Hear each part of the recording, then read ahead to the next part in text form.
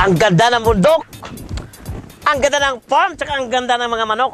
Mga kasabong, andito pa rin tayo sa Mount Yabton, Ibisan, Capiz. At ngayon, makakausap natin yung may-ari ng farm.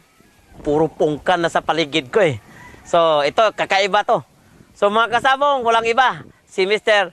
Joel Del Rosario. Sir, magandang araw. Morning. So, sir, ang lahat-lahat nakita ko ito, ang gaganda ng manok, maliban sa ang ganda ng view, ang ganda ng farm, puro pa-green, ha? Oh. Puro pa-green. Yung iba ngayon, wala na, dry na. Sir, ano bang mga bloodlines na nandito sa farm mo? Actually, tatlo lang halos ang ano dito. Yung kay Bruce Barnett na sweater, Cardinal Kelso, saka yung kay Chris Smith na possum sweater, saka yung kay Jerry Adkins sa Alabama. Sir, balita ko mayroong kayong association na dito na tinatawag na Kagba. Kumusta naman yung sabong dito sa Capiz? Okay naman. Yung members ng Kagba ngayon medyo dumadami na. Saka Pagba din. Pagba. Kami ng Pagba. So yung meron din kayong sariling stag derby dito sa Capiz? Meron.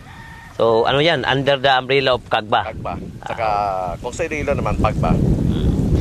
Sir, kumusta naman yung yung mga sa tingin ko ang healthy, ang ganda ng katawan. Kumusta naman yung mga sisiw dito na pinalaki mo dito sa bundok ng Mount Yabton?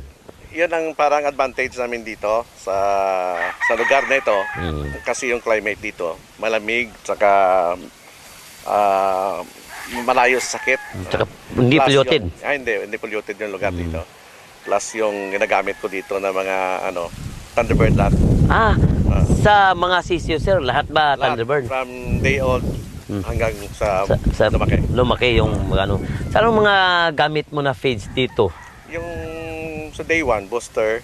Baby stag booster. Baby stag booster. Tapos yung stag developer. Pag 2 months na, 30 days, hanggang i-harvest na sila para i-train for conditioning sa stag.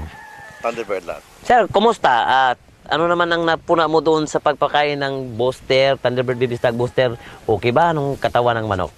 In short, Doc, basta Thunderbird, walang problema. Sir naman, short na ako. Sir, short din ako eh. Wala kasing Thunderbird nung una eh.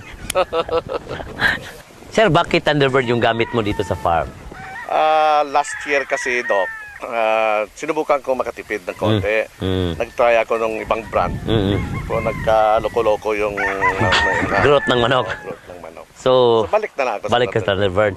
Sir, nakita ko doon sa sa Suridahan, ang daming trophy. Isa sa nakita ka doon, yung 2009 Kagba Kaker of the Year. Anong feeling, sir? Siyempre, masarap. At least nanalo tayo. Alam mo naman yung sabong minsan pa tipo-tipo yan. Naswertihan lang natin. Si sir, medyo humble. So, sir, maraming salamat, sir. Okay, Doc. Okay, welcome. So, yun po mga kasabong. Hanggang sa susunod na linggo, ako pa rin si Dr. Hansidal dito sa Inilog para sa Thunderbird, the winning formula. Sir, thank you, sir. Kakahiya naman, sir, yung mga pongkan eh. Pero wala akong dalang karton. Si Sir Lando, inubos na, dinala na lahat eh.